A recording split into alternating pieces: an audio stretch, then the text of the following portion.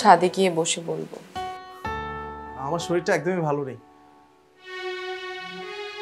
ইচ্ছে হয় তোমার সাথে ছাদে গিয়ে ওই রাতটাকে সাক্ষী রাখি, আনমনে তোমার মুখ পানে চেয়ে তোমার জমানো কথা শুনি।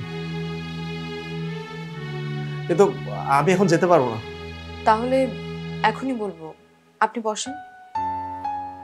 রাত অনেক হয়েছে। নীলা, তুমি ঘরে যাও, কেউ দেখে ফেললে জিনিসটা সুখকর হবে না। তাহলে আগামীকাল সকালে নদীর ঘাটে আসবেন, ওখানে দেখা হবে। সকালে আমি চলে যাব। কি বলছেন? হুম, অনেকদিন হয়ে গেছে। মায়ার বাঁধন ছেঁড়া বড়ই বিষাদের। তাহলে আমিও আপনার সঙ্গে যাব। আমার বাকিটা জীবন আমি আপনার সঙ্গে পথ চলতে চাই।